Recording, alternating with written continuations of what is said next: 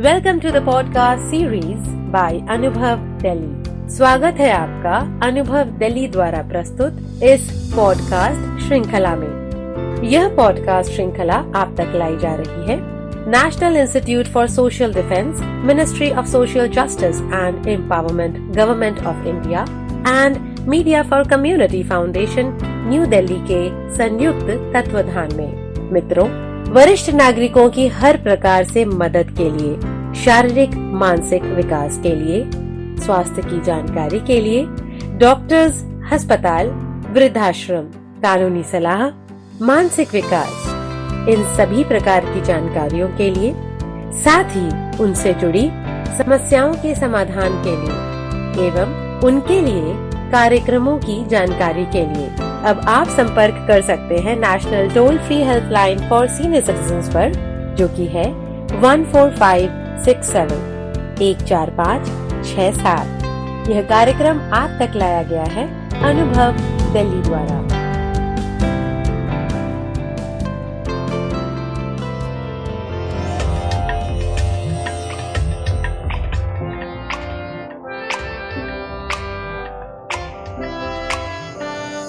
नई नई नई ये बातें, नई है जानकारी, आ गई अब हमारी सीनियर्स की बारी। नई नई नई ये बातें, नई है जानकारी, आ गई अब हमारी सीनियर्स की बारी। इनके अनुभव से अपनी बदली दुनिया सारी, इनके अनुभव से अपनी बदली दुनिया सारी। दादा दादी नाना नानी करते बातें प्यारी। सुन लो तुम, समझ लो तुम, हाँ सुन लो तुम, समझ लो तुम, सुन लो तुम, समझ लो तुम, बात ये हमारी। खुश रखोगे इनको तो होगी खुशी तुम्हारी।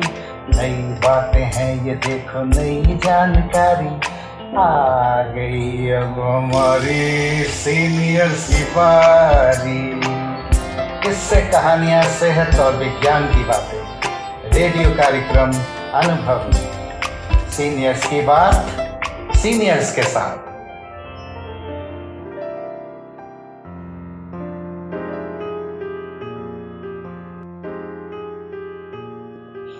मैं डॉक्टर भानुमति, दिल्ली विश्वविद्यालय से अवकाश प्राप्त,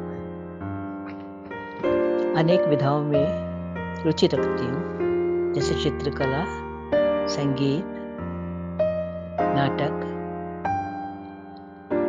और अनेक साहित्यिक रचनाएं जो पूर्णतः मौलिक होती है, नए विचारों से प्रभावित होती है और इनमें धुन डालकर कई जगह पर तो गाया भी गया है। उद्देश्य ये है कि हम अपने मन की कहें, औरों को सुनाएं और औरों को प्रेरित करें कि वो भी कुछ कहें और हमको सुनाएं। इस उम्र में, 70 पार उम्र में, हम यही चाहेंगे कि हमारी उम्र के लोग अपने पोता पोती,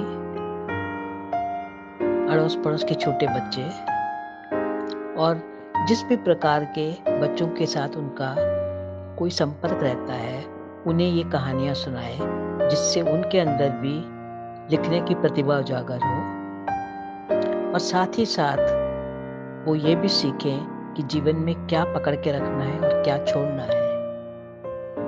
एक प्रकार से प्रेरणा और नीतिदायक यह कहानियाँ हमारी दृष्टि से बच्चों के लिए बहुत ही आवश्यक है। मैं तमिल मूल की हूँ और हिंदी और अंग्रेजी दोनों में लिखती हूँ और इन दोनों ही भाषाओं में मेरी पकड़ सही है।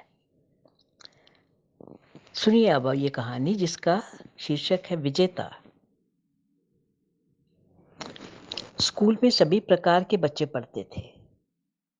कुछ अपनी गाड़ी से आते, कुछ स्कूल बस से और कुछ एक पैदल।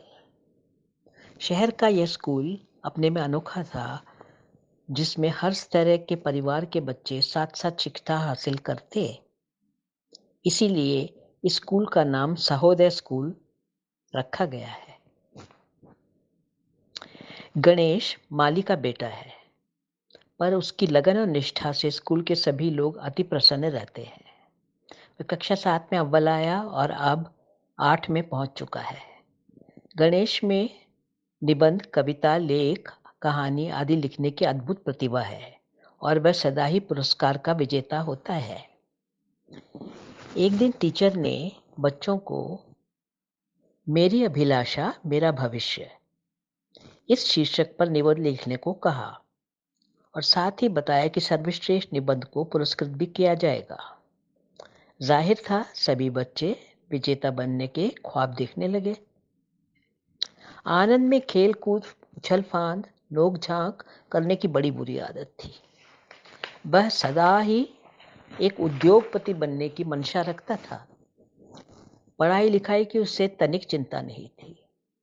वह अक्सर अकड़ कर कहता, मुझे कोई नौकरी थोड़ी करनी है, बस पास हो जाऊं बहुत है।